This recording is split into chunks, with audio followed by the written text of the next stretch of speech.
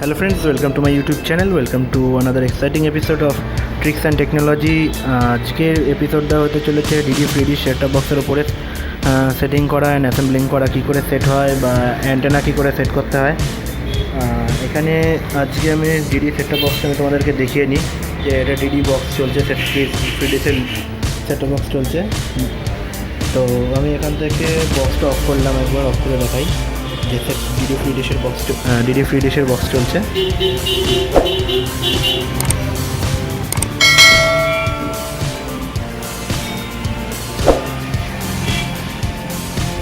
তো এখানে আমার এই চ্যানেলটা চলছে, টেস্ট চলছে, সাউন্ড দেবো না কেন, সাউন্ড দেওয়ার কপিরাইটে চলে আসবে। আমি এখানে স্যাটেলাইট সেটিংসটা দেখে নিচ্ছি।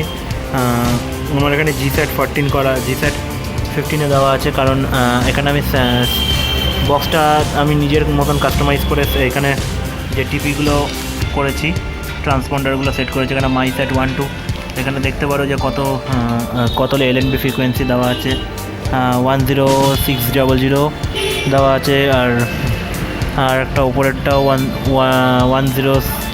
10600 দেওয়া আছে। ডিসেবল 1.1 আর 1.0, 22K অন আছে, অটো আছে। তো সিগন্যাল স্ট্রেংথ আছে 95% সিগন্যাল স্ট্রেংথ আছে। আর এই চ্যানেলটা এখানে একটু কম আছে, কারণ আমার একটু কেবিলটার প্রবলেম আছে, তো তার জন্য ওটা পুরো আসছে না সিগন্যাল স্ট্রেংথটা। আর মাঝখানে একটা জয়েন্টারও আছে। তো চলো দেখিনি কীভাবে আমি সেট করা আছে।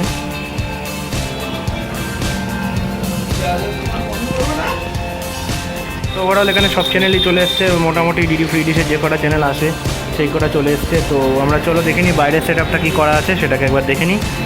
আমার তার আসছে ওইখান থেকে ভেন্টিলেটার দিয়ে ভেতর দিয়ে ওপর দিয়ে করে এনে এখানে করানো আছে। তো তারে একটা জয়েন্টার ইউজ করা আছে এখানে। তো এই যে এই জয়েন্টারটা ইউজ করে রেখেছি, কারণ তারটা আমার কেবিলটা ছোটো আছে, আমার কাছে পড়েছিল কেবিলটা, তো আমি সেটা ইউজ করেছি। আর বাইরের সেটটা করা আছে, যে বাইরের সেটটা এখানে অ্যান্টেনাটা করা আছে ডিশ, যে কোনো আমি এটা আমার কাছে ছিল ডিশ অ্যান্টেনাটা, তো সেটা ইউজ করেছি। আর এটা হচ্ছে G-SAT 15-এ সেট করা আছে। তো ডিডি ফ্রি ডিশের যে সিগন্যালটা, তো সেখানে সেট করা আছে। এটা সকালে জাস্ট সেট করার পরে দেখছিলাম সিগন্যাল আসছিল না, যখন একটুখানি তো এই যে এই নাটগুলো, এই নাটটার এপাশে দুটো নাট আছে, এই দুটো নাটটাকে খুব একটু লুজ করে জাস্ট অ্যান্টেনাটাকে অ্যাডজাস্ট করে নিলাম। নিয়েই আমি দেখলাম ওখান থেকে দেখতে পাচ্ছিলাম যে সিগন্যাল আসছিলো কিনা টিভির।